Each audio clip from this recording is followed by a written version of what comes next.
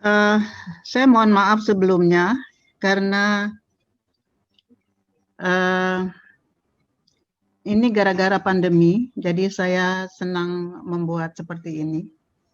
Seperti yang sudah saya sampaikan kepada Ibu Dr. Siska, bahwa saya semuanya ini saya buat sendiri, bukan apa-apa, karena memang saya tidak bisa dibuatkan oleh orang lain, karena sudah kebiasaan saya dan saya mengikut dari ajaran guru saya.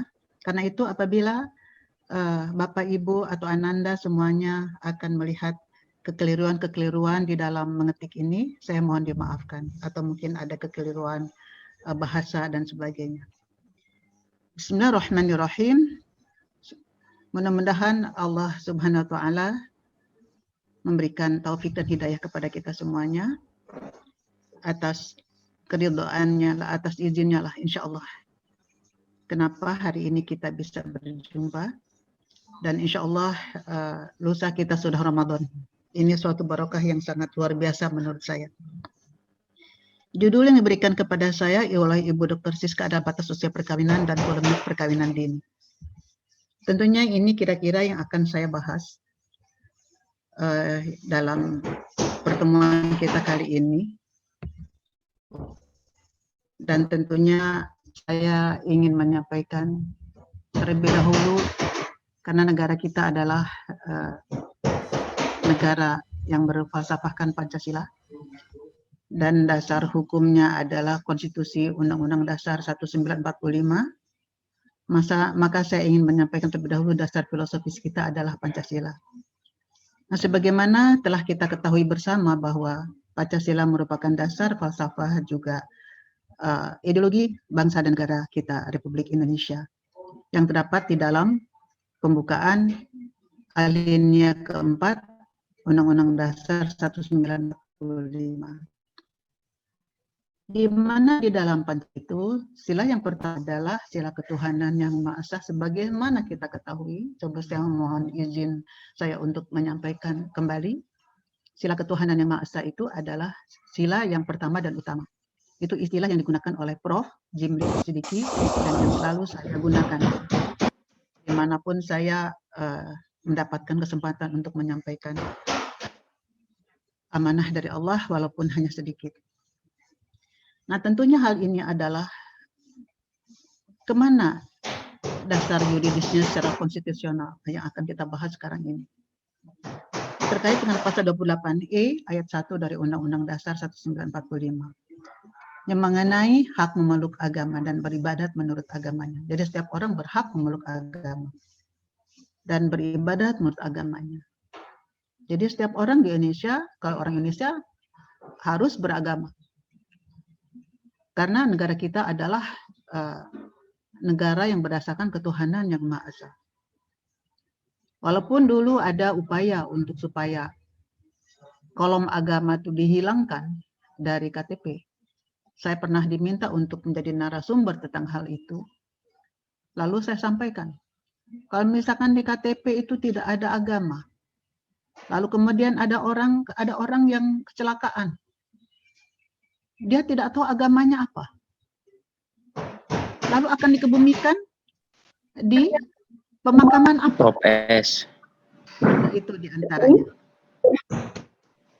Nah, karena itu menurut saya mengenai agama ini tetap penting.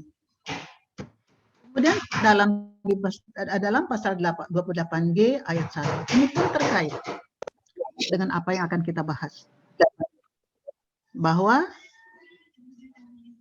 setiap orang berhak atas perlindungan pribadi, keluarga, perlindungan kehormatan, perlindungan martabat, dan harta benda yang di bawah kekuasaannya.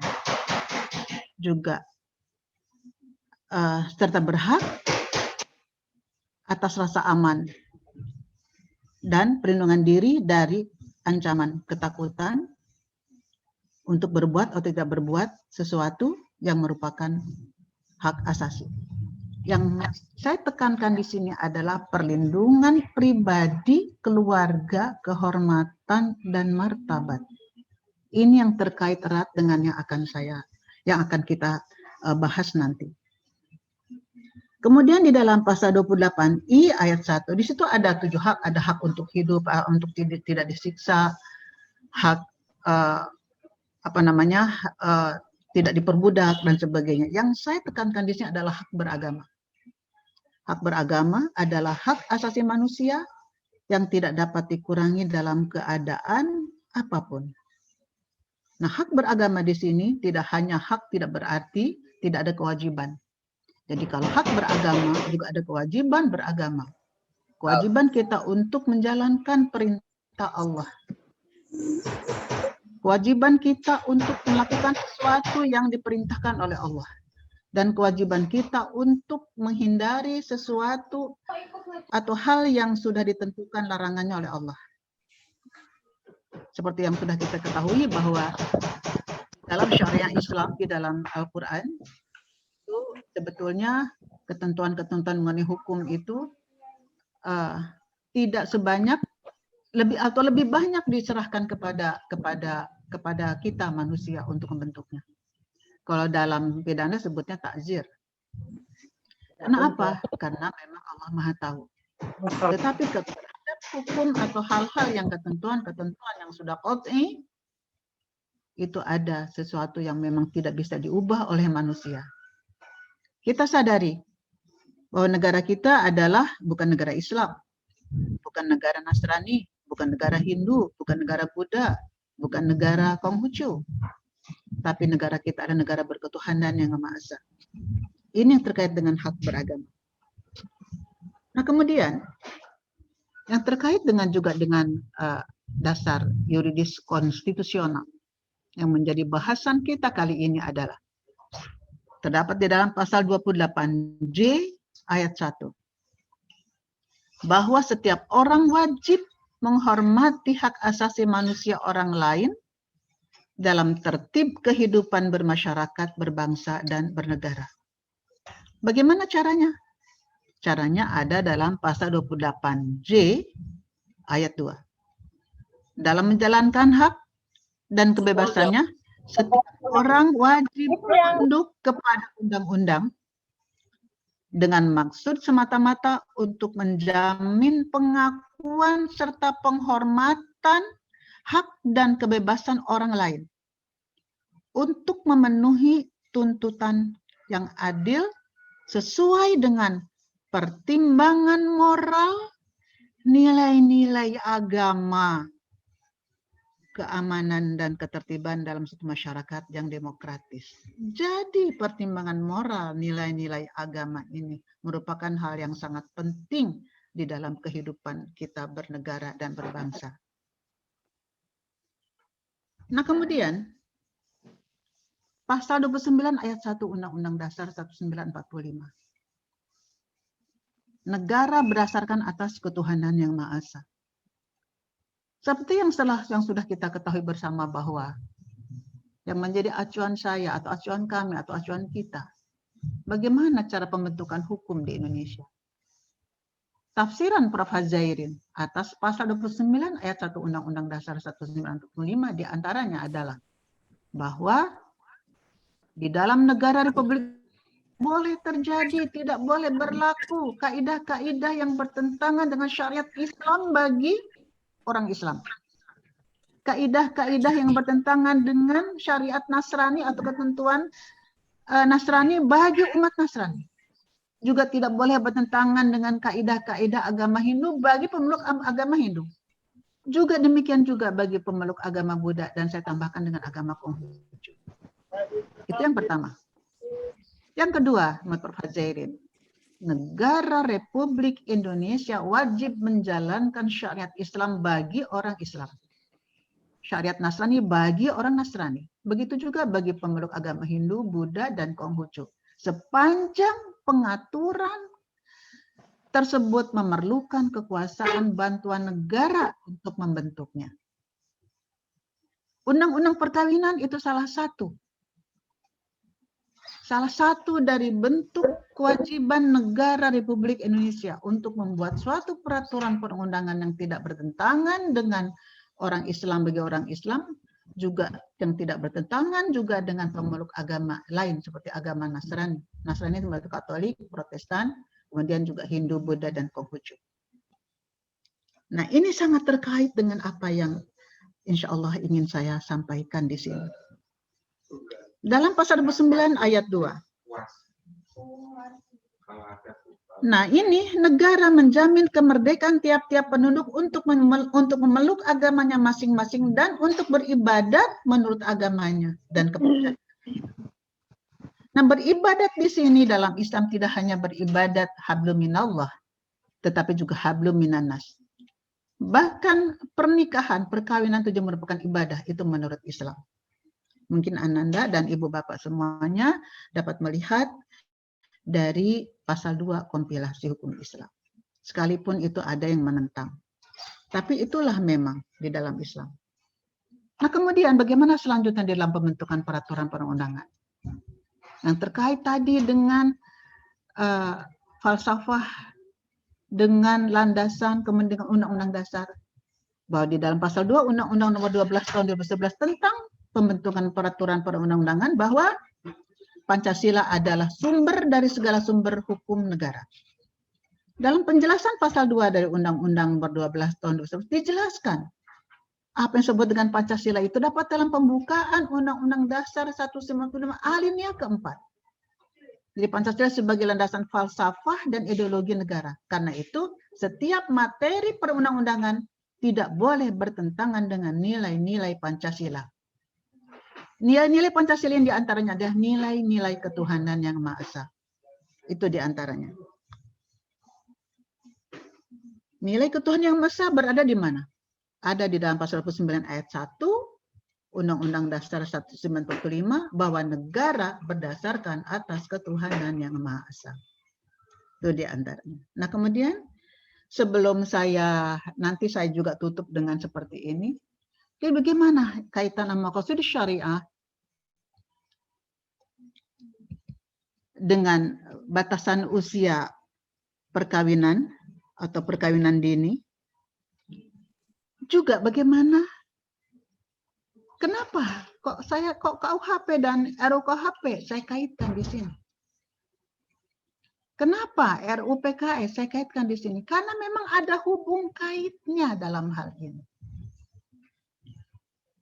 Maqasidus syariah, seperti yang sudah kita ketahui bahwa ini pertama kali disampaikan oleh Imam Malik, kemudian oleh Imam Ghazali, yang kemudian dikembangkan oleh sekarang Abu Ishaq Asy-Syatibi, yang terkenal sekarang ini Abu Ishaq Asy-Syatibi. Maqasidus syariah, seperti yang sudah kita adalah untuk melihara agama, jiwa, akal, keturunan, harta, dan kehormatan. Nah, ini adalah tentunya sejalan dengan Pancasila dan Undang-Undang Dasar 1945 seperti yang saya sampaikan tadi di antara pasal-pasalnya terkait dengan hak asasi manusia. Lalu apa masalah yang menjadi tadi oleh Ibu Dr. Siska?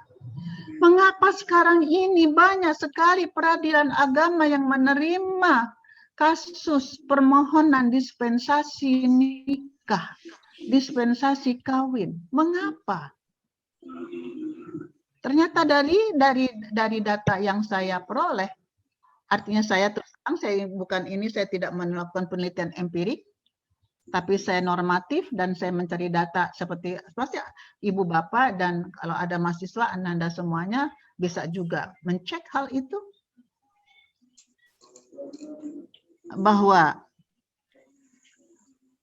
masalah atau alasan mengapa diajukannya permohonan dispensasi nikah adalah karena diantaranya adalah karena zina.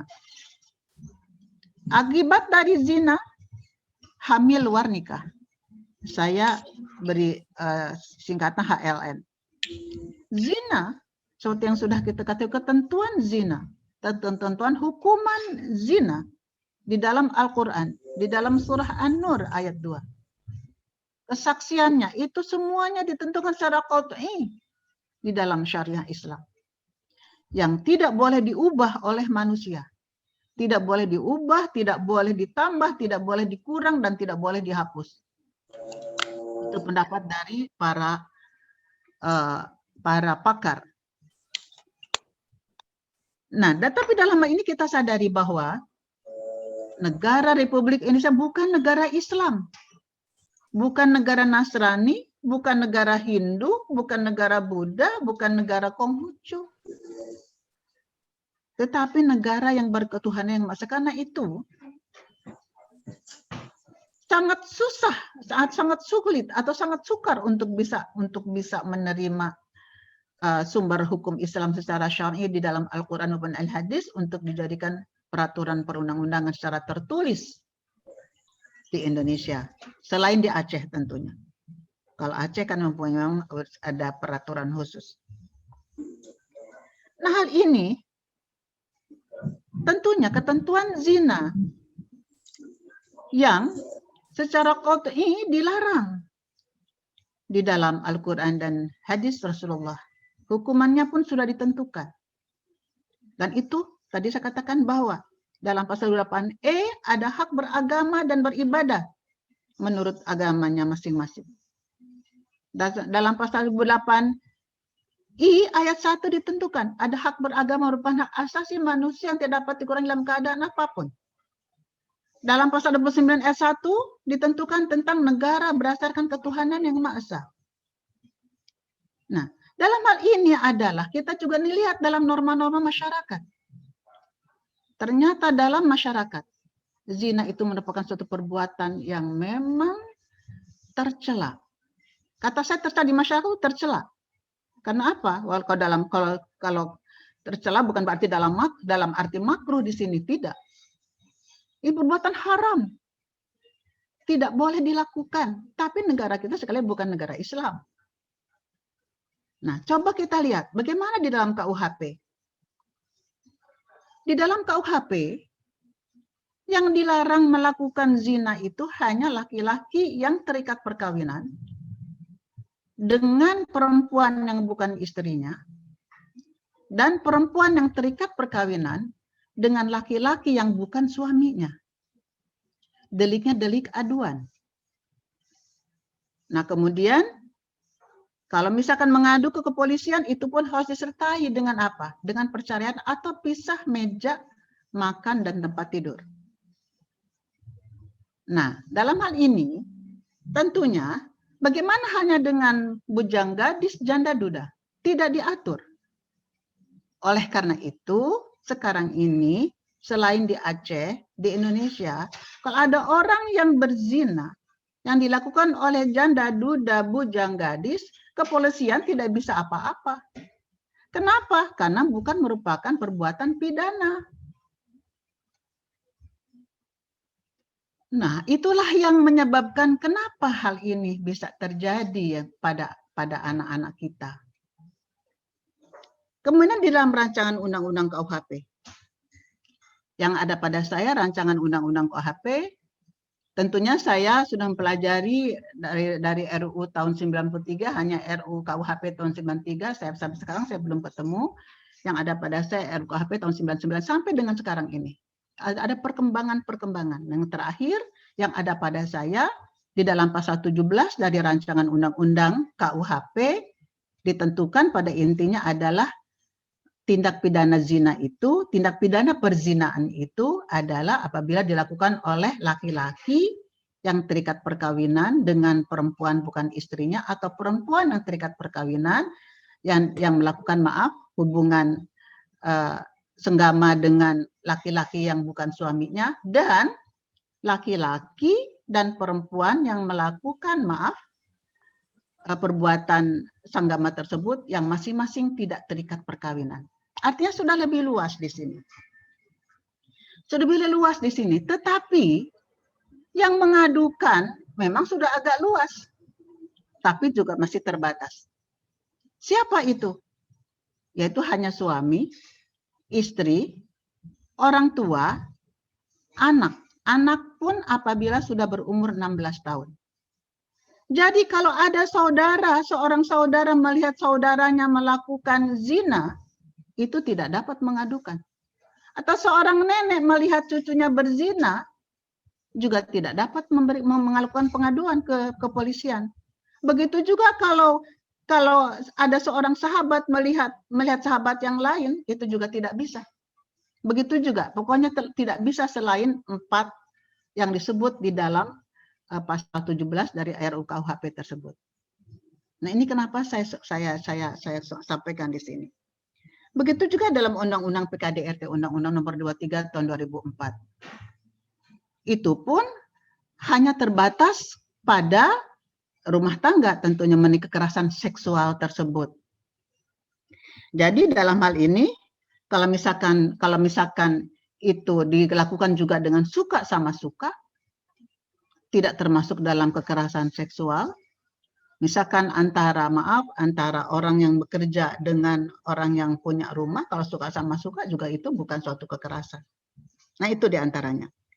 Nah, ini masalah zina ini, kemudian kita kaitkan dengan pasal 7 dari Undang-Undang Nomor 1 Tahun 74 yang diubah oleh Undang-Undang Nomor 16 Tahun 2019 tentang batasan minimal usia melakukan perkawinan. Seperti yang saya sampaikan tadi oleh Ibu Dr. Siska, bahwa dulu sebelum tahun 2019, katakanlah mungkin itu September atau Oktober, saya lupa pasnya, batasan minimal melakukan perkawinan bagi perempuan 16 tahun, bagi laki-laki 19 tahun. Ya, terus terang saya waktu itu pun berusaha agar bagaimana caranya agar dengan alasan saya tentunya, tapi hanya itulah yang bisa saya lakukan untuk anak-anak saya, untuk anak-anak kita di Indonesia ini. Tidak usah saya sampaikan usaha saya. Tapi yang jelas di sini adalah bahwa sekarang ini baik laki-laki maupun perempuan, batas minimal melakukan perkawinan adalah 19 tahun. Batasan dewasa berapa? 18 tahun. Kalau melihat dari ukuran dewasa seperti itu, berarti, maaf kalau melihat dari pasal 292 aja KUHP.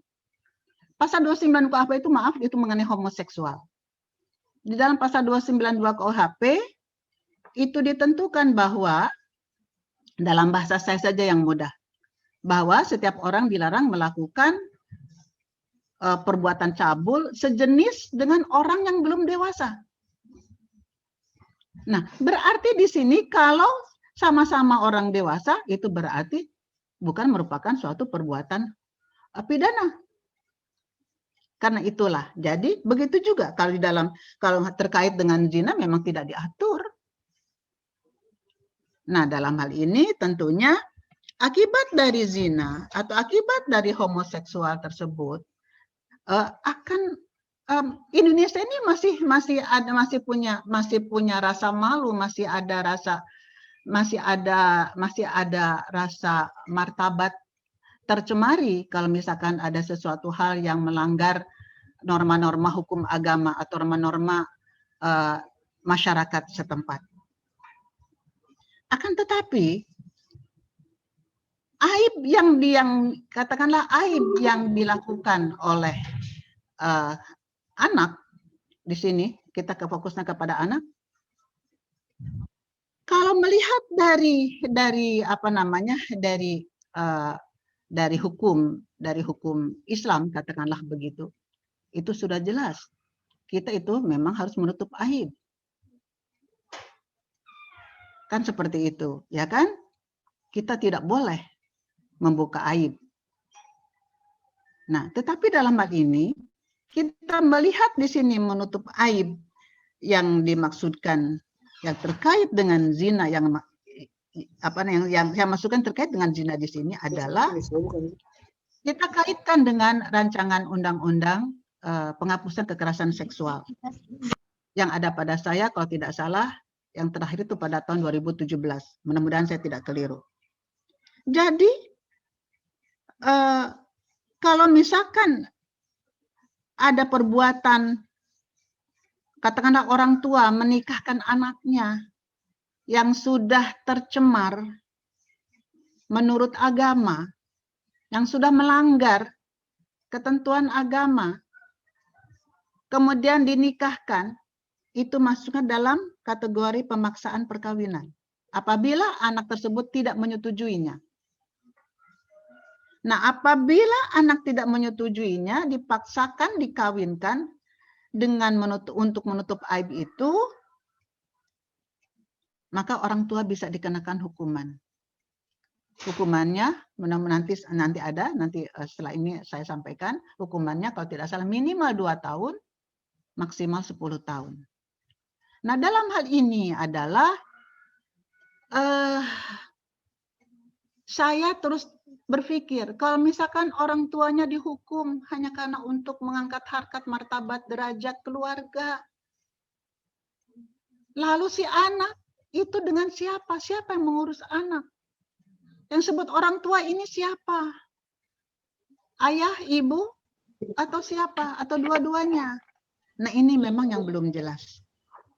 Tetapi orang tua ya ayah dan ibu. Nah, kalau misalkan ayah dan ibunya dihukum minimal 2 tahun, katakanlah seperti itu, lalu anak-anaknya bagaimana? Siapa yang akan menjamin kehidupannya? Nah, ini yang perlu kita pertimbangkan.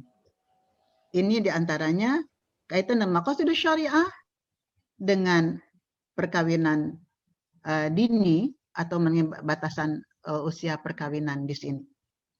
Ya, saya sendiri mungkin saya lahir tahun 47. Sekarang ini tahun 2021, berarti saya sudah 74 tahun sekarang. Kalau itu Masehi, kalau Hijriah, insya Allah Ramadan ini saya sudah masuk ke 76 tahun.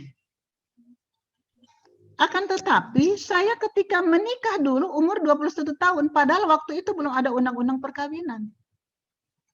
Jadi memang dalam hal ini, saya melihatnya, sebetulnya ketentuan di dalam pasal 7 ayat 1 dari Undang-Undang Perkawinan, Undang-Undang 74 dulu sebelum diubah, umur 16 tahun, batasan minimal 16 tahun itu bukan berarti harus kawin, hanya boleh kawin. Boleh menikah.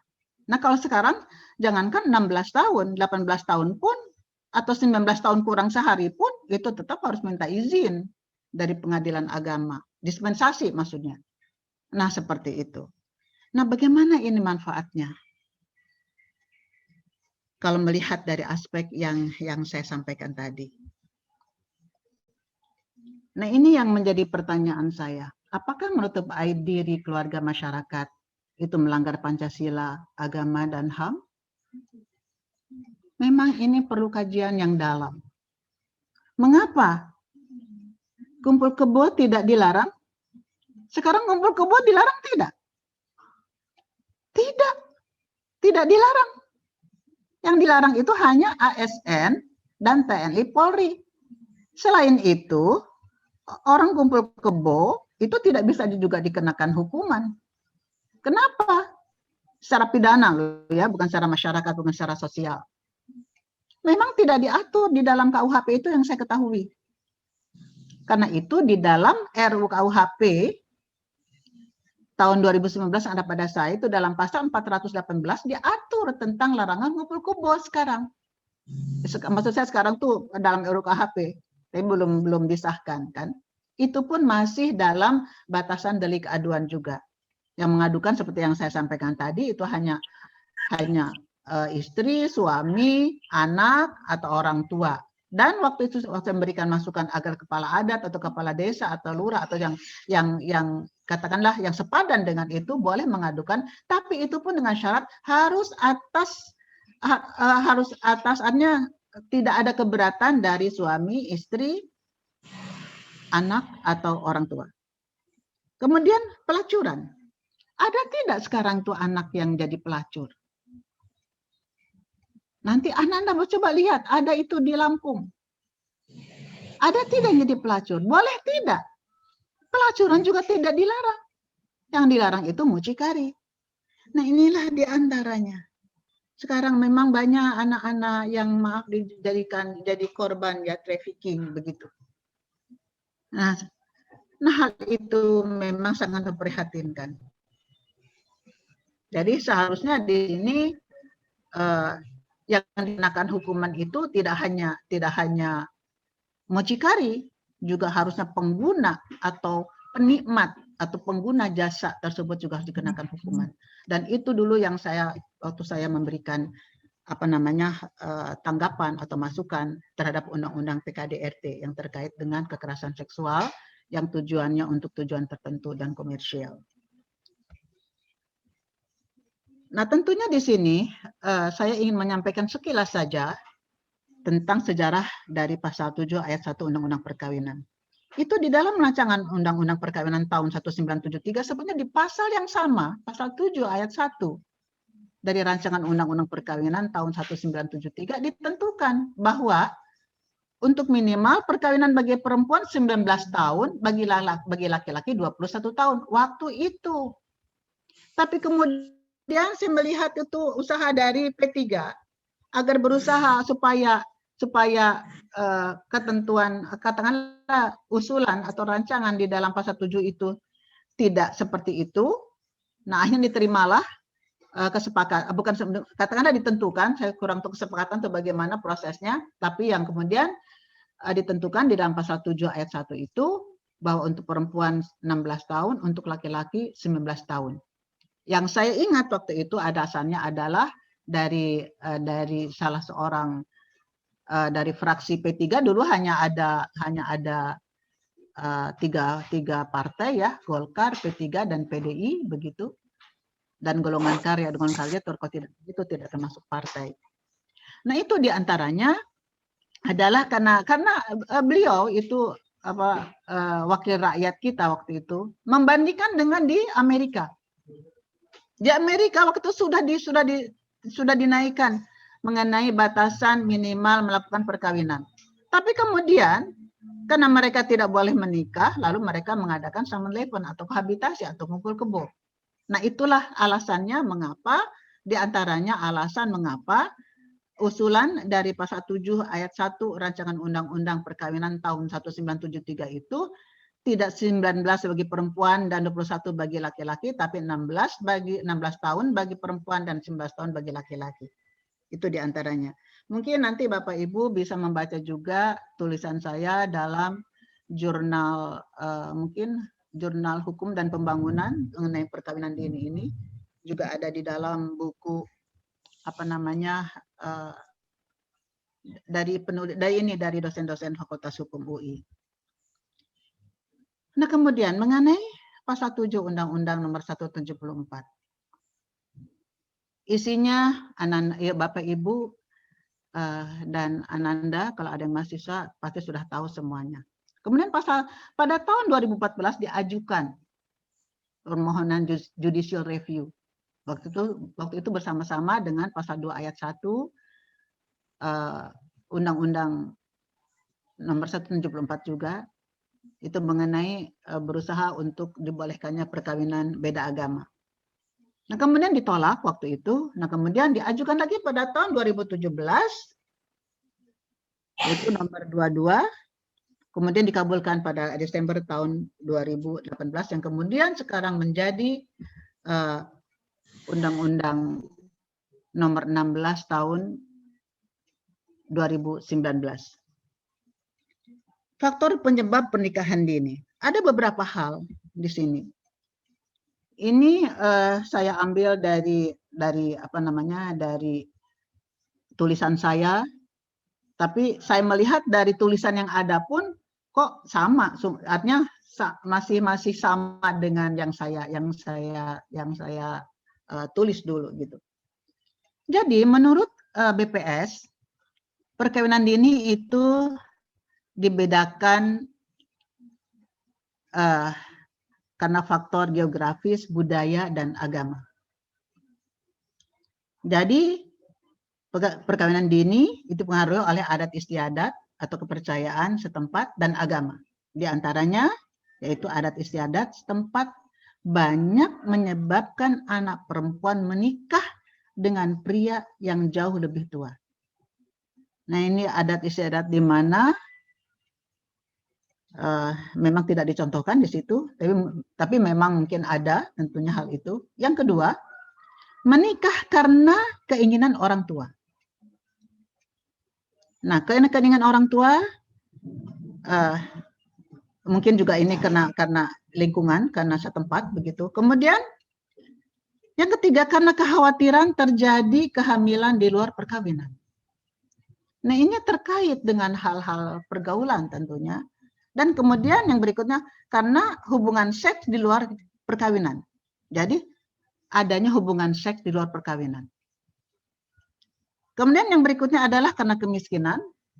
Dan keenam adalah karena pasal 7 ayat 1 Undang-Undang Perkawinan menentukan tentang batasan usia melakukan perkawinan minimal bagi perempuan adalah 16 tahun. Ini memang sebelum Undang-Undang Nomor 16 Tahun 2019.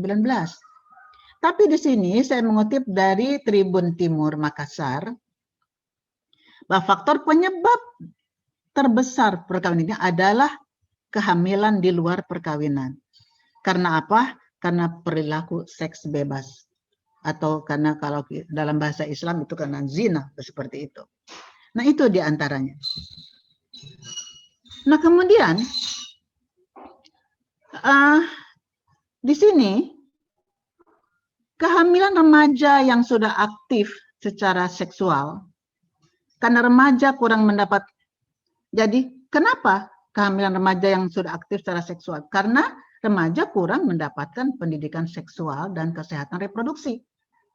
Serta akses memperoleh alat kontrasepsi masih sulit. Itu juga menjadi penyebab perkawinan dini. Ini saya kutip, ada sumbernya. Nah, ini diantaranya. Kemudian di sini saya juga ingin menyampaikan bahwa ini berdasarkan dari Survei Sosial Ekonomi Nasional pada tahun 2012, dan ini rupanya dikutip lagi, saya kemarin mencari juga data, itu 25% perempuan usia 20-24 tahun yang pernah kawin, itu mereka menikah pada usia belum 18 tahun. 2%-nya mereka menikah pada usia belum mencapai usia 15 tahun. Kemudian prevalensi tertinggi di mana? Di pedesaan. Nah, dalam hal ini tentunya yang memang sangat memprihatinkan hal tersebut. Nah, kemudian di dalam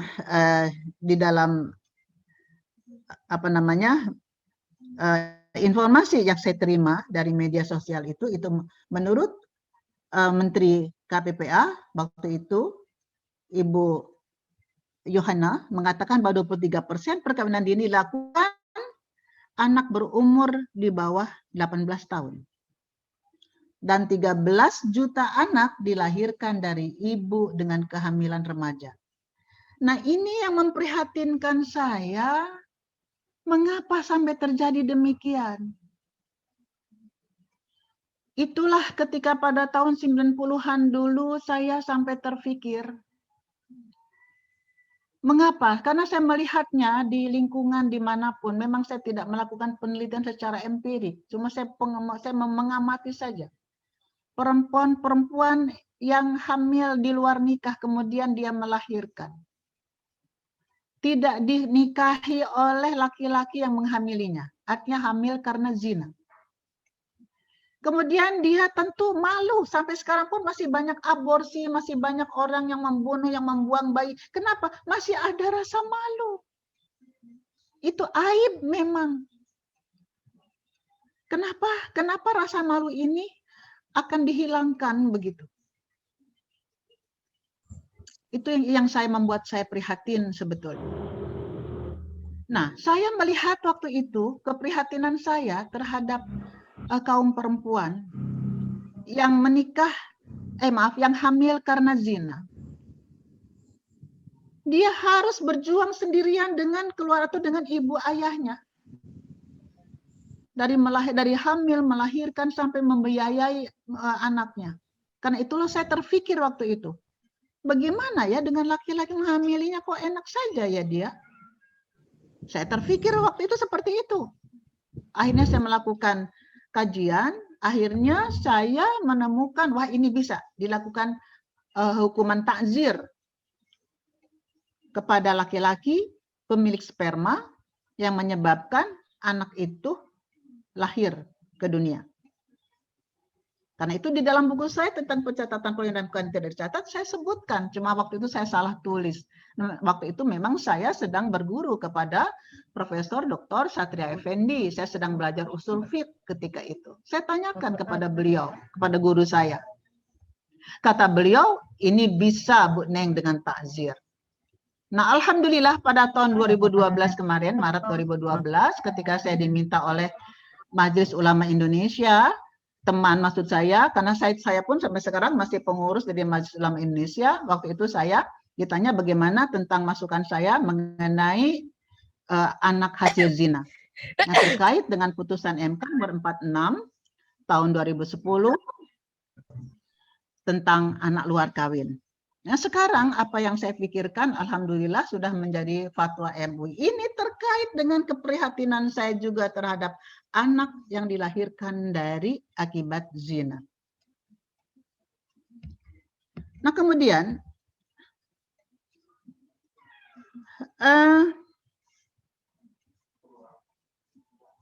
Komisi Perlindungan Anak Indonesia dan Kementerian Kesehatan menyampaikan bahwa seks luar nikah dilakukan oleh 62,7% atau 63% remaja di Indonesia. Kemudian ini saya mengutip Devi Rahmawati, ini sosiolog, ini juga dari Metro TV. Saya ada sumbernya di sini bahwa menurut Devi Rahmawati 93% remaja pernah melakukan persetubuhan di luar nikah. Maka seks luar nikah jauh lebih banyak daripada perkawinan dini. Itu menurut beliau. Nah, dalam hal ini tentunya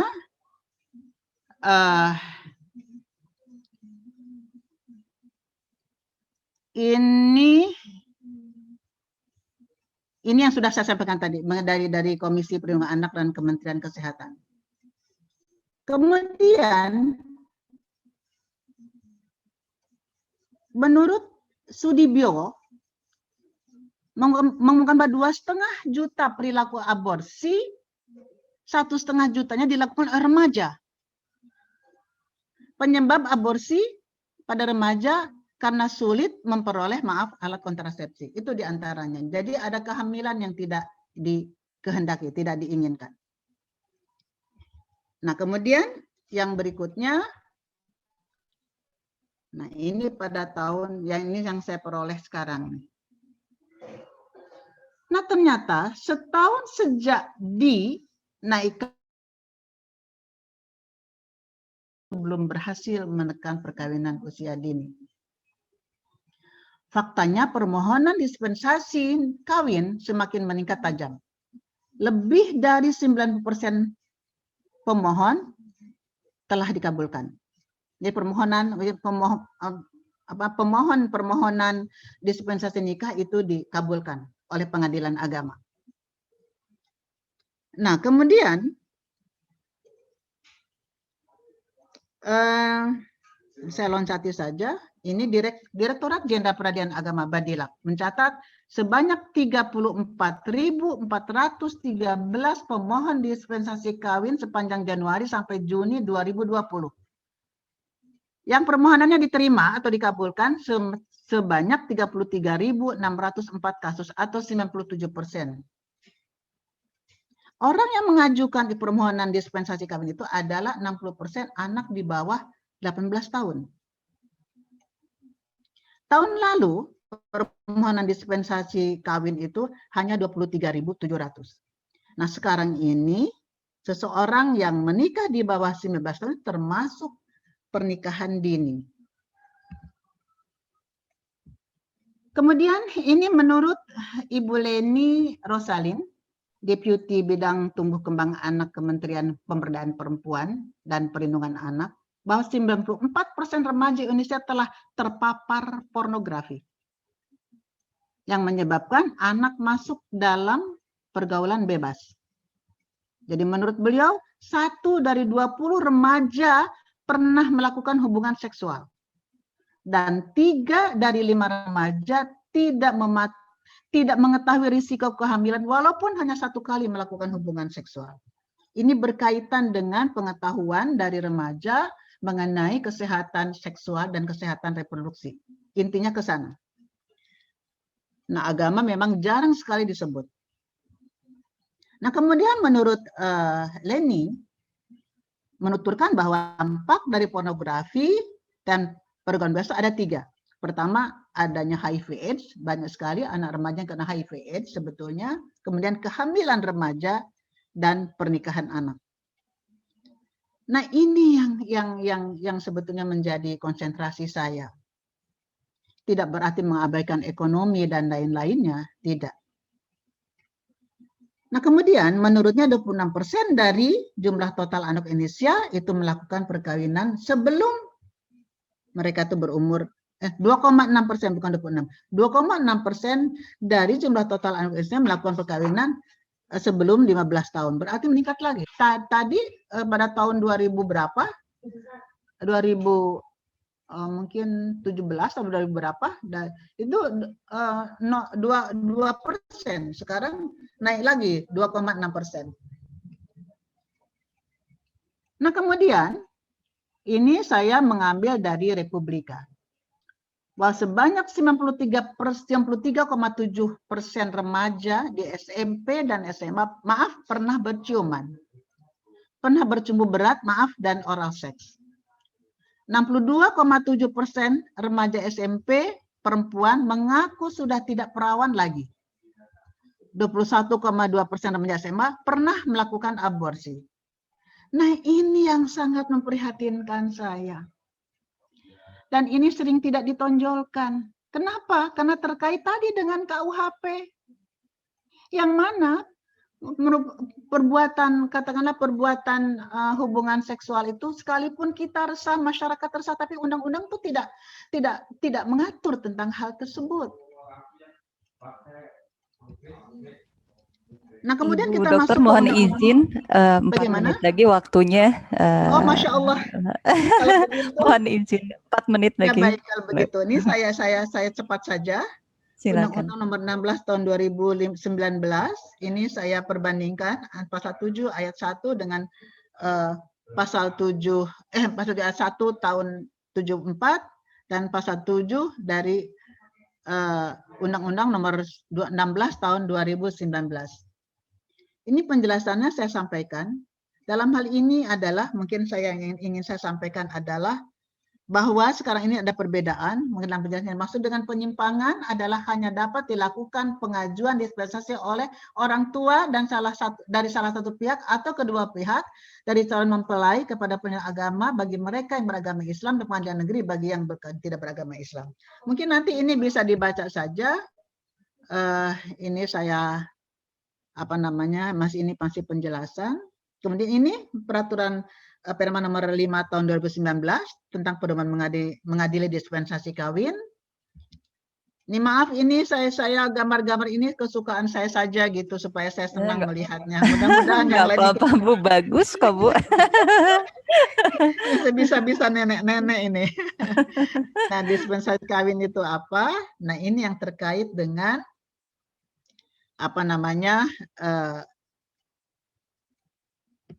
bahwa perlindungan anak tuh harus berdasarkan agama atau nilai agama menurut saya. Jadi dalam hal ini mungkin bisa dibaca saja. Jadi kita tidak bisa hanya berdasarkan nilai-nilai yang memang katakan kemasyarakatan, tetapi dalam hal ini tidak diatur dalam undang-undang sehingga anak bisa bebas begitu saja melakukan perbuatan yang haram menurut agama kita maupun mungkin agama yang lain. Ini peraturannya. Dan kemudian mungkin ini saya akan kaitkan dengan nanti nah ini ada dilema pengadilan agama. Di satu sisi ada Undang-Undang Nomor 16 Tahun 2019 yang sifatnya ius constitutum. Tetapi ada undang-undang lain di sini yang membuka peluang yang saya sampaikan tadi. Ini sebetulnya saya lupa menulis ini dari seorang hakim menyampaikan hal ini. Nanti saya tulis dulu sebelum saya sampaikan karena saya tidak boleh ini. Ini dari seorang hakim sebetulnya. Ini terkait dengan, jadi tidak hanya saya saja yang berkeluh kesah tentang hal tersebut, begitu. Namanya pemaksaan perkawinan. Nah, hal ini ada di dalam pengertian kekerasan seksual itu dari versi tahun 2020 yang disampaikan oleh Komnas Perempuan sebetulnya. Mohon di mute ya, saya supaya tidak terganggu. Boleh di mute? Ini ada perubahan mengenai rumusan kekerasan seksual. Bahwa kekerasan seksual adalah setiap perbuatan yang merendahkan atau melarang terhadap, atau saya ulangi lagi. Kekerasan seksual adalah suatu perbuatan yang merendahkan atau menyerang terhadap tubuh, keinginan seksual, dan seterusnya. Jadi memang tanpa persetujuan di sini hilang, tapi ini menyerang keinginan seksual. Jadi intinya kalau menurut saya, kalau menyerang keinginan seksual berarti sama dengan kata lain dari kalau misalkan tidak disetujui. Tidak ada persetujuan, tidak ada keinginan, kemudian dipaksa. Nah, seperti itu. Ini mungkin akan dibahas mungkin tersendiri, dan diantaranya tindak pidana kekerasan seksual itu adalah pemaksaan perkawinan. Oh, ini tadi saya ini lagi, maaf. Saya double. Sebentar.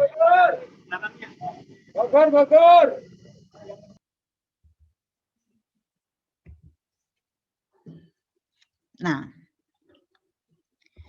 ini mengenai tindak pidana pemaksaan,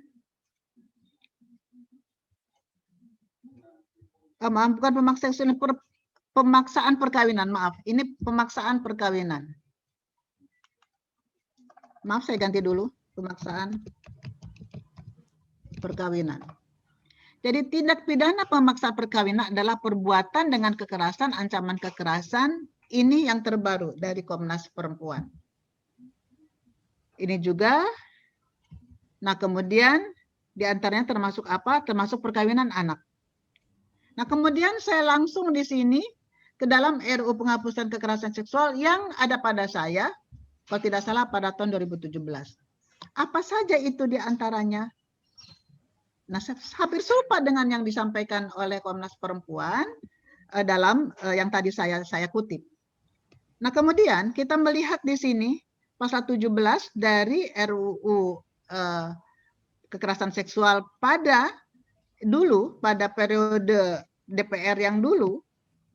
Nah, kemudian dalam ini saya langsung saja ke hukumannya. Hukumannya adalah, jadi setiap orang yang melakukan pemaksaan perkawinan untuk keuntungan material, imbalan jasa, keuntungan jabatan, itu hukumannya minimal 2 tahun, maksimal 10 tahun.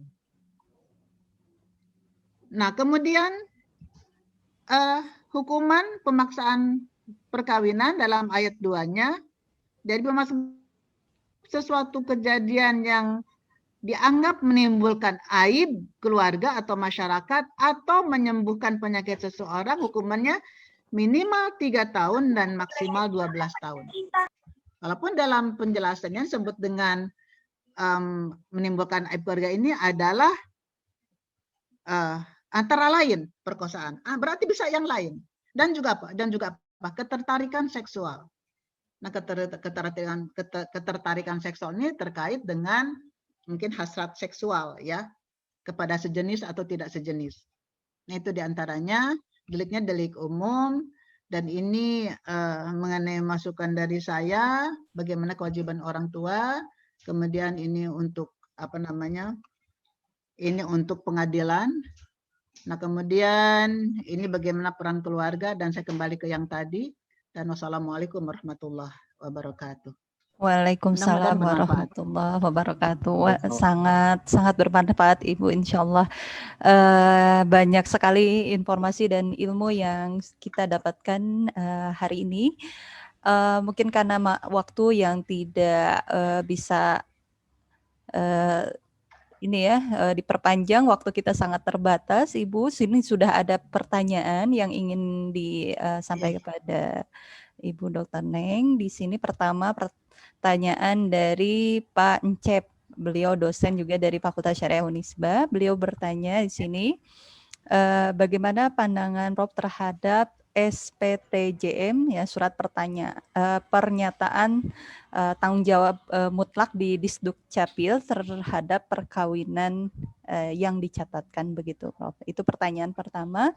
Yang kedua, pertanyaannya adalah bagaimana, ini dari Rina Septiani, bagaimana pandangan Ibu mengenai dispensasi nikah yang seolah melegalkan pernikahan dini? Apakah dispensasi nikah ini harus dihapuskan, mengingat dinaikannya angka usia nikah untuk mencegah pernikahan dini? Dua pertanyaan tersebut untuk sementara yang bisa disampaikan Ibu. Mungkin langsung saja, nanti setelah itu boleh yang lain untuk menyampaikan pertanyaan, dan boleh juga ingin menyampaikan langsung pertanyaan tersebut bisa raise hand. Yep. Mangga Ibu, silakan. Maaf tadi dari Pak Encep, mohon diulangi. Dari Pak Encep, yaitu terkait surat pernyataan tanggung jawab mutlak yang dari Disduk Capil berdasarkan peraturan Kementerian Dalam Negeri tahun 2016 itu, Bu, ya, terhadap perkawinan yang dicatatkan katanya. Kalau tidak salah itu surat ini ya, Bu, ya, ke anak yang ingin mengajukan akta kelahiran, tapi dari tidak bisa membuktikan adanya tanda lahir gitu, ataupun yang tidak jelas asal usulnya begitu, atau mungkin bisa jadi hasil dari luar kawin begitu, Bu. Biasanya itu menjadi salah satu jalur yang digunakan untuk mendapatkan akta kelahiran dengan surat tersebut katanya, Ibu. Bagaimana menurut Ibu hal tersebut begitu? Oh iya, saya mungkin Bismillahirrahmanirrahim, Pak Encep, hatur nuhun Pak Encep. Yang sepanjang yang saya ketahui tentang, katakanlah tentang hak-hak anak dalam untuk mendapatkan akta kelahiran di sini adalah mungkin sepatutnya anak tersebut atau mungkin orang tua dari anak tersebut adalah mengajukan permohonan asal usul anak. Mengajukan permohonan asal usul anak untuk diketahui sebetulnya itu anak siapa, kan seperti itu. Mengapa hal ini terjadi? Karena memang dengan adanya, katakanlah dengan adanya anak yang sah menurut agama, mungkin ya, katakanlah dinikahkan tapi tidak dicatatkan, nah sehingga anak itu dianggapnya anak luar kawin, kan itu juga melanggar hak anak kalau menurut saya. Karena itu, saya selalu berusaha agar orang-orang yang melakukan perkawinan yang tidak dicatatkan atau belum dicatatkan itu, dia harus mengetahui bahwa ada hak anak atau hak dirinya, sekalipun mungkin orang tuanya sudah meninggal, itu untuk melakukan permohonan isbat nikah, sekalipun orang tuanya sudah meninggal. Dan itu banyak yang saya ketahui, ada beberapa putusan atau penetapan dari pengadilan agama tentang hal tersebut. Mungkin bapak-bapak hakim di sini lebih tahu. Nah, kemudian selain itu juga bisa diajukan permohonan asal-usul anak. Karena hak anak sih tidak boleh dilanggar. Nah, ini tentunya misalkan begini. Di dalam pasal 49 dari Undang-Undang Administrasi Kependudukan, itu ditentukan mengenai pencatatan pengakuan anak. Pencatatan pengakuan anak itu dilakukan terhadap anak yang dilahirkan yang sah menurut agama. Jadi, kalau melihat dari pasal 49, Undang-Undang nomor 24 tahun 2013, itu maaf menurut saya itu melanggar hak asasi anak dan hak asasi ayah. Kenapa demikian? Karena hak asasi anak dan hak asasi ayah itu secara agama itu adalah sah. Hanya belum ada pencatatan perkawinan. Nah, hal itu kalau melihat dari pasal 7 kompilasi hukum Islam ayat 4, anak diberikan hak untuk melakukan isbat nikah untuk kedua orang tuanya. Tetapi di dalam pasal 49 tersebut, Jadi pencatatan pengakuan anak itu apabila disetujui oleh ibu si anak tersebut. Jadi ini terus terang ini terwarnai oleh paham hukum barat menurut saya. Ini sudah sah, ini bukan anak luar kawin. Jadi ini satu seolah-olah itu sama dengan anak luar kawin. Nah ini jadi itu ada upaya menurut saya dalam hal ini adalah untuk melakukan permohonan asal-usul anak atau mengajukan isbat nikah. Sekalipun orang tuanya sudah bercerai atau orang tuanya sudah meninggal dunia. Itu untuk Pak Encep. Nah kemudian itu mengenai dispensasi nikah dan pernikahan dini. Ini maksudnya adalah untuk sebetulnya di sini negara, DPR dan pemerintah tentunya sebagai pembentuk undang-undang.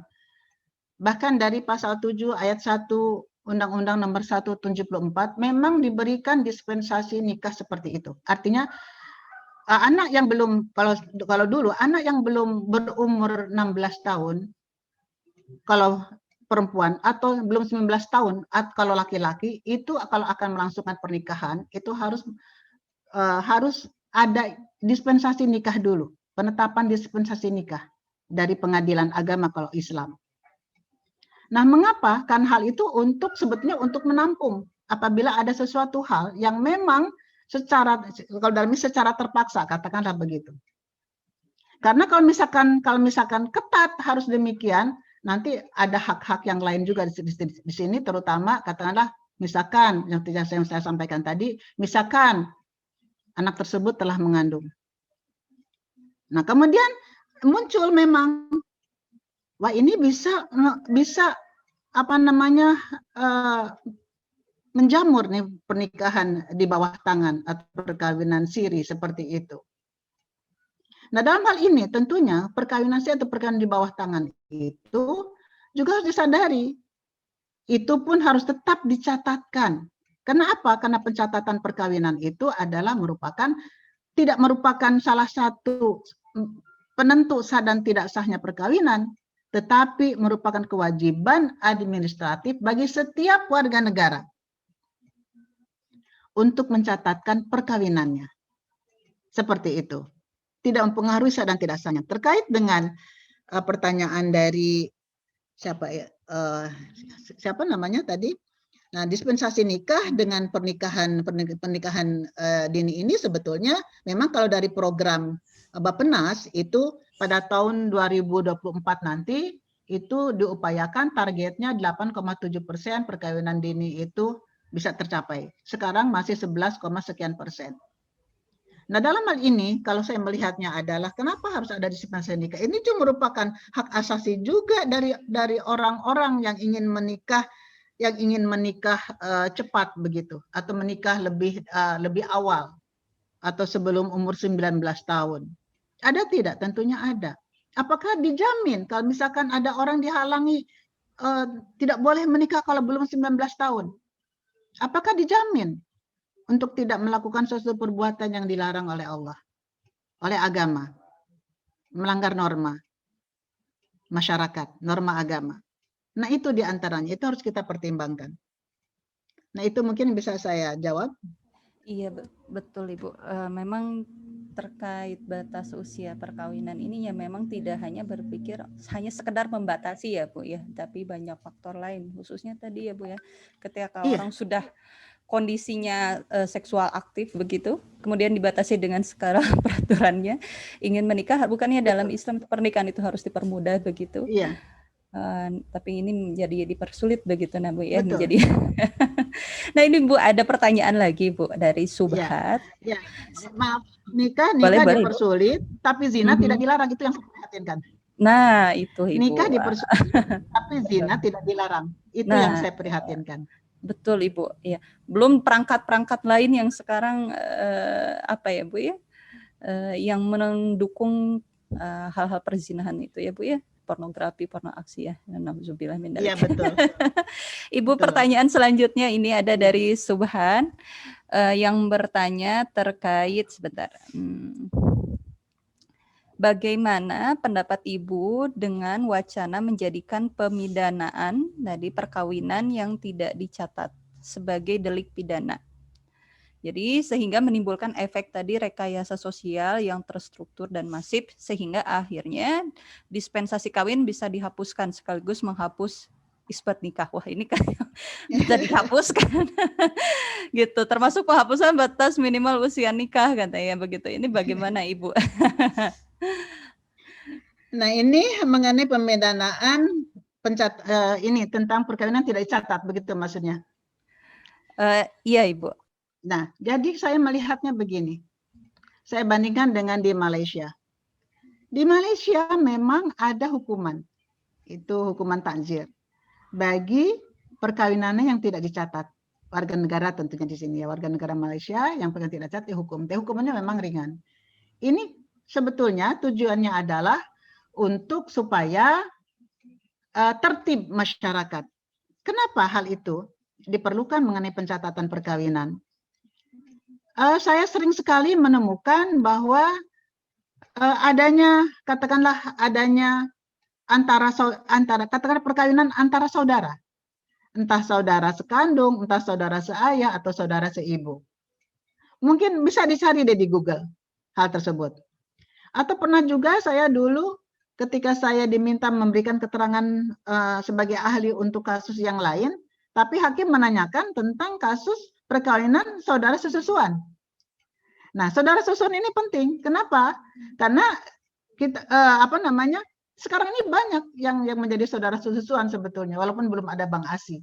Saya dulu pada akhir tahun 90-an pernah menulis, dulu ada koran Suara Karya tentang kita perlunya ada bank ASI. Kenapa? Karena mungkin ada saudara anak-anak itu yang memerlukan ASI dan sebagainya. Tentu harus dicatat siapa ibunya pemilik ASI dan siapa anak yang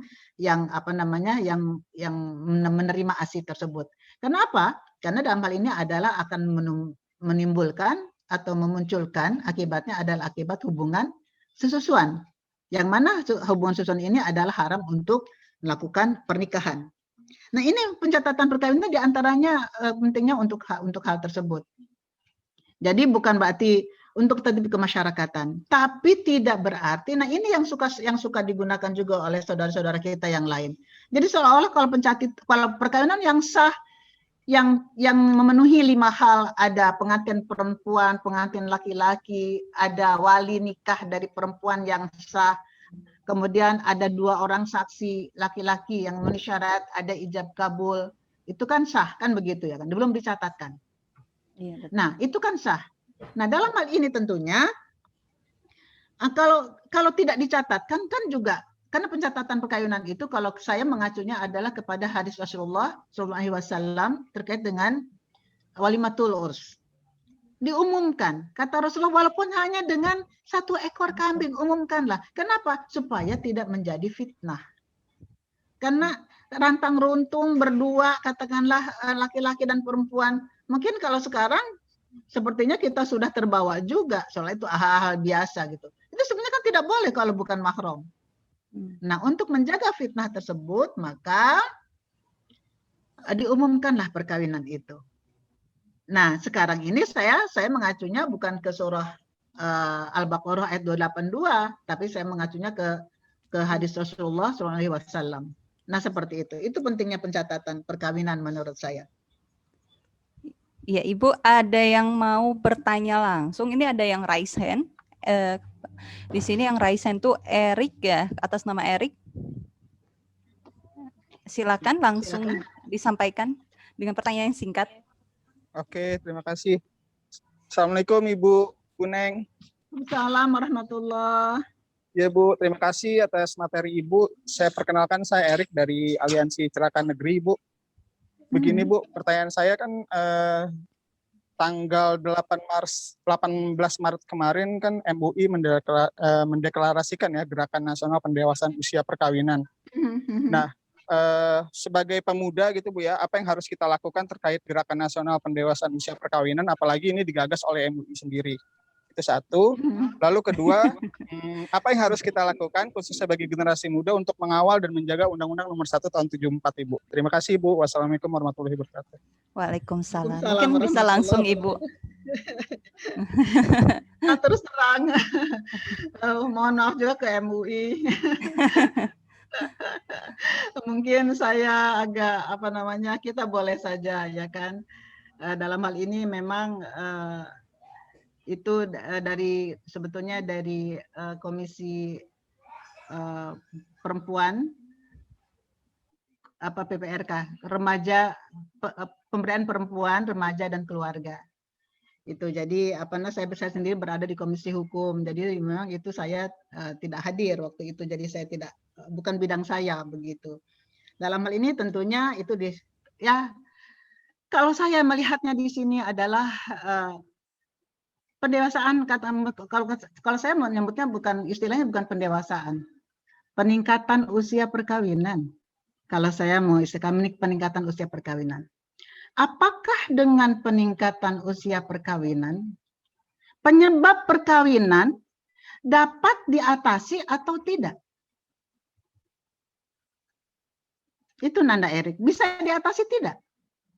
Jadi harus bersamaan. Undang-undang yang mengatur tentang, katakanlah, tadi karena yang terbesar itu adalah yang saya ketahui yang terbesar, yang penyebab katakanlah penyebab faktor yang terbesar penyebab terjadinya perkawinan dini adalah karena apa?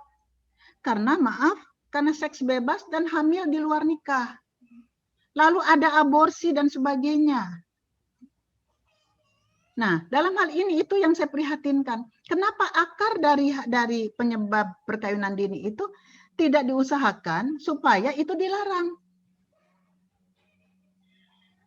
Hal ini yang seperti sudah saya sampaikan tadi, memang sudah ada upaya di dalam rancangan Undang-Undang KUHP pasal 417. Tapi itu pun masih terbatas. Terbatas yang mengadukan itu, deliknya delik aduan, yang mengadukan itu hanya orang tertentu, namanya juga delik aduan. Lalu bagaimana caranya kita? Nah, kita ini kan rakyat, ya kan? Rakyat bukan berarti kita tidak boleh bersuara. Nah, kalau berarti kita boleh melakukan apa? Apa yang bisa kita lakukan juga dengan tidak melanggar hukum. Bagaimana caranya? Perkuat keluarga, perkuat diri. Dalam tulisan saya adalah pendidikan agama wajib diberikan sejak dalam kandungan, kalau sejak PAUD sampai dengan perguruan tinggi. Jangan dihapuskan pendidikan agama, karena agama itu adalah kunci untuk semuanya mengatasi untuk masalah ini. Jadi begitu. Jadi dalam hal ini adalah kuncinya itu tidak hanya dengan ekonomi disejahterakan dan sebagainya. Lalu perkawinan dini bisa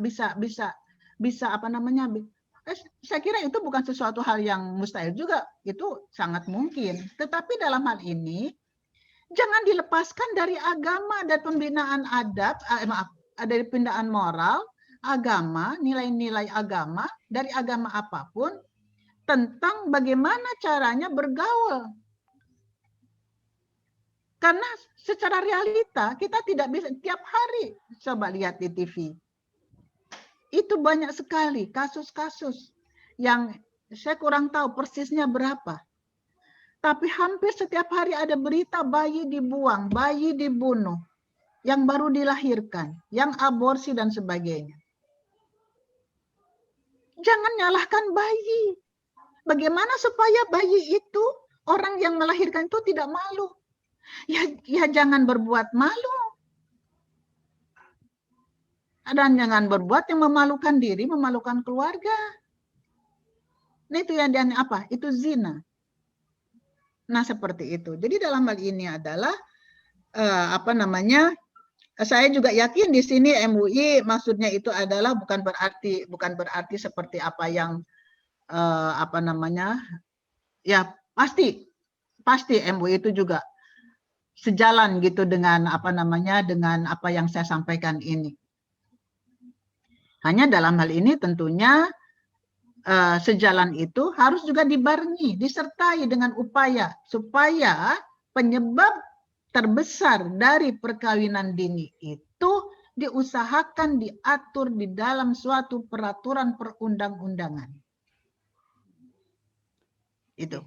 Iya betul. Tadi Itu saya kemukakan tentang bagaimana pengertian kekerasan seksual. Iya, Bu. Itu menyerang, itu menyerang keinginan seksual, kan begitu. Kalau tidak salah itu kalimatnya. Menyerang keinginan seksual berarti kan menyerang itulah. Jadi harus dibahas lagi itu.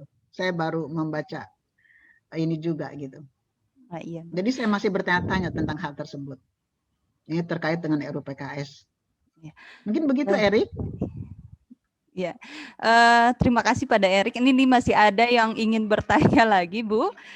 Secara langsung boleh Ibu Cupi sudah bisa bergabung langsung saja dengan pertanyaan yang singkat karena waktu kita terbatas. Iya, alhamdulillah. Bismillahirrahmanirrahim. Assalamualaikum Prof. Neng dan para peserta semua. Mohon maaf ini saya di jalan dan sedang hujan. Luar biasa tadi mendengarkan pemaparan Prof. Neng, kepala saya langsung pening, Bu. Soalnya memang kalau bicara tentang permasalahan keluarga hari ini sangat kompleks gitu ya. Dan yang ingin saya tanyakan tuh begini, Prof. Berhubung saya juga bersinggungan dengan para mahmud gitu ya. Kemudian anak-anak remaja yang memang kalau tadi dipaparkan fakta-fakta itu ya saya mendengarkan langsung gitu ya dari remaja-remaja itu gitu. Kisah mereka, latar belakangnya dan lain sebagainya. Pertanyaan saya tuh begini. Ya, pertanyaan saya tuh begini. Bagaimana Prof kita bisa memperjuangkan agar hukum Islam itu benar-benar bisa diterapkan secara sempurna gitu. Karena kita paham sebagai Muslim kita harus menerapkan syariat Islam dan kita tahu bahwa syariat Islam itu menimbulkan efek jera dan terhadap permasalahan yang tadi disampaikan. Karena yang saya rasakan berdasarkan pengalaman memang agak sulit kita kalau di sistem hari ini untuk bisa menerapkan aturan Islam secara kafah, apalagi dengan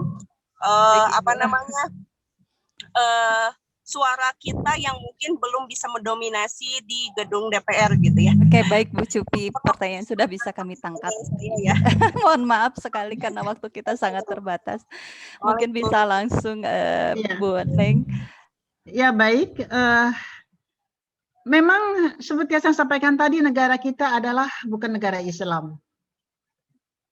Di Malaysia pun yang jelas-jelas di dalam pasal 3 ayat 1 Undang-Undang Dasar disebutnya perlembagaan persekutuan Malaysia, disebutkan bahwa agama Islam adalah agama resmi negara. Tetapi dalam hal sebutnya kanun keseksaan di sana, itu tetap di sana juga pelacuran tidak dilarang gitu kan. Kemudian kecuali untuk orang-orang Islam yang mana berlakunya di negara bagian masing-masing dan hukumannya masih takzir. Kalau kita melihat kalau kita mencari peta dunia di mana itu katakanlah negara Islam, pasti di situ Malaysia itu termasuk negara Islam. Kalau Indonesia itu tidak. Hanya 2 titik merah yaitu di sudut Pulau Jawa paling ujung barat dan di Aceh. Maksudnya mungkin di Banten. Pada Banten saya juga melihat saya sendiri sebenarnya berasal dari sana. Mungkin sudah lain lah, tapi masih kuat insya Allah di Banten juga, kan begitu, ya kan? Nah, dalam hal ini memang kalau misalkan penerapan secara kafah hukum Islam berdasarkan peraturan perundangan secara tertulis, memang ini harus melalui DPR RI. Nah, disinilah perlunya kita mempertahankan atau ketahanan keluarga sendiri. Di samping itu ada hal-hal yang memang ajaran agama itu, karena saya mendengar bahwa agama tidak usah diajarkan dan sebagainya. Menurut saya tidak, itu harus penting diajarkan agama. Bahkan kalau sekolah sejak sekolah PAUD itu sampai dengan perguruan tinggi. agama apapun, dari pemeluk agama apapun. Artinya agama masing-masing diajarkan. Karena itu merupakan kunci menurut saya begitu. Jadi memang agak susah kalau kita seperti apa yang Ibu sampaikan oleh Ibu Cupi tadi, maaf Bu Cupi, karena itu kita memang sudah ada ketentuan di dalam undang-undang kita bahwa pembentukan peraturan undangan itu kita memang ada 3 sumber di sini. Ada hukum Islam, hukum adat, dan hukum barat. Tetapi itu pun bukan berarti hukum Islam secara syar'i yang ditentukan, kecuali kepentingan untuk orang misalkan tentang untuk haji, tentang wakaf, tentang zakat. Nah, itu memang sudah jelas itu hukum Islam. Kan untuk orang Islam. Mungkin itu jawaban dari saya, Ibu Dr. Siska. Iya, Ibu Dr. Neng, luar biasa hari ini. Masih banyak pertanyaan ini di room chat. Tapi karena kita melihat waktu yang sangat terbatas, mungkin di Indonesia bagian lain ini bukan hanya bagian barat yang bergabung, sudah waktu sholat maghrib, Bu, ada yang izin ini untuk sholat maghrib. Ini tapi luar biasa antusiasnya terkait pembahasan ini dan materi dari Ibu yang luar biasa juga. Banyak hal yang kita bisa dapatkan. Mungkin sebelum ditutup, Ibu ada yang ingin disampaikan sebagai closing statement? Ya, saya mengharapkan bahwa semuanya kita masing-masing kita berusaha untuk berjuang untuk keluarga kita, untuk lingkungan kita, untuk masyarakat kita, agar kita memperhatikan anak-anak kita itu tidak hanya anak yang lahir dari rahim kita, tetapi juga anak-anak di sekitar kita. Kita menjaga mereka semuanya, karena sementara ini itu yang kita bisa lakukan, supaya tidak terjadi kerugian-kerugian yang dialami oleh anak-anak kita. Dalam hal ini tentunya paling utama adalah karena zina itu ada merupakan perbuatan yang haram di dalam Islam, adalah terutama bagi orang Islam, kita berusaha agar hal tersebut atau perbuatan taqrabuz zina pun kita usahakan kepada anak-anak kita ajarkan kepada keluarga kita, kepada lingkungan kita bahwa itu adalah perbuatan yang haram yang akan menjurus nantinya ke perkawinan dini. Yang harus kita tanamkan. Mungkin itu dari saya, pesan dari saya untuk semuanya kan terkait dengan materi ini. Mungkin lain kali kita bicara khusus tentang anak ini. Betul Ibu. Nanti akan ada sesi khusus mengundang Ibu Neng lagi. Luar biasa. Mudah-mudahan Ibu berkenan dan tidak kapok untuk tidak. Kajian saya malah bahagia. Alhamdulillah. Bahagia, alhamdulillah. Iya. Kami dari ISPAL Institute dan para seluruh partisipan, kami mengucapkan jazakumullah khairan kasiran kepada Ibu dan takzim sebesar-besarnya atas segala informasi dan ilmu yang telah disampaikan di hari ini. Terima kasih Ibu, karena waktu kita sangat terbatas, mungkin kita akan akhiri untuk kajian hari Ahad ini dalam program kajian forum Ahad rutin ISPAL Institute yang insya Allah juga nanti akan ada kelanjutan untuk kajian selanjutnya Bu terkait hukum keluarga ini. Luar biasa ilmu yang ini bisa mungkin nanti langsung ada yang ingin nggak kuat ingin nanyakan langsung kepada Ibu mungkin nanti. Boleh silakan, nomor HP-nya ada pada Ibu Siska, boleh silakan. Iya, insya Allah nanti. Nomor HP saya ada 2, silakan. Dua-duanya disebarkan, silakan tidak apa-apa. Alhamdulillah. Untuk dakwah, insya Allah. Jadi Bu Dr. ini luar biasa dedikasinya, khususnya dalam bidang hukum dan hukum Islam ini ya sangat luar biasa yang harus kita sangat syukuri gitu dan selalu mendoakan kesehatan untuk beliau. Amin, terima kasih. Ya untuk kebaikan beliau juga dan seluruh umat Islam di Indonesia. Mungkin untuk hari ini kita tutup. Satu lagi. Boleh. Yang lupa, saya selamat menunaikan ibadah puasa Ramadan. Iya Ibu. Sama-sama Ibu. Marhaban ya Ramadan. Terima kasih Ibu. Mohon maaf lahir batin juga kami. Mungkin demikian Ibu kita tutup saja. Baik. Maaf atas segala kehilafan dan kekurangan dari kami. Atas segala atensi juga terima kasih kepada semuanya, kepada Ibu dan semua partisipan. Kita tutup saja dengan alhamdulillahirabbil alamin. Saya akan kembalikan kepada MC Bu Intan, dipersilakan. Alhamdulillahirabbil alamin. syukran, jazakumullah khairan Bunda Neng. Panitia Institut. Ya. Selamat Bunda Neng. Iya, terima kasih. Masya Allah, terima kasih. Anak MC. Semuanya karena Allah, insya Allah. Ya, mungkin akan ditutup oleh Bu Intan, ada Bu Intan? Terima kasih Ah, kepada Bu Dr. Neng Baidah SHMH yang telah menyampaikan materinya. Baik.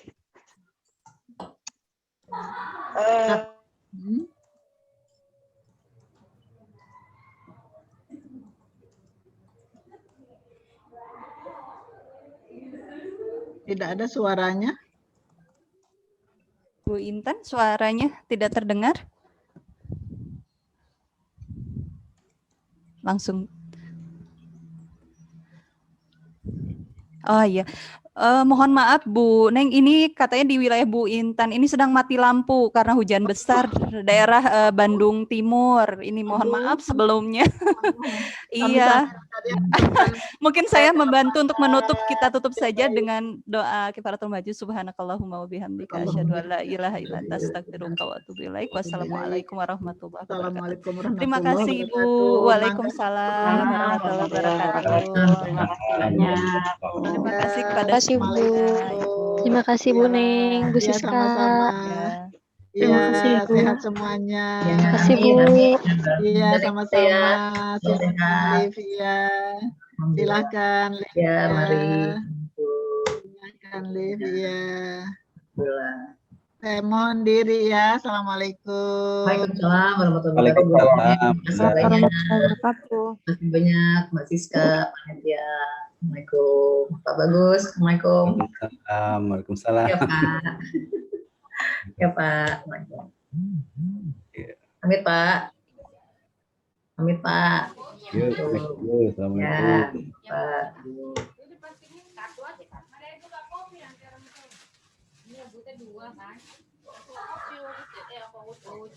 Dua mau wajib, kan dua tiga enggak? Dua jam apa tiga? Tapi lagi posisi. Soalnya banyak. 400 gram.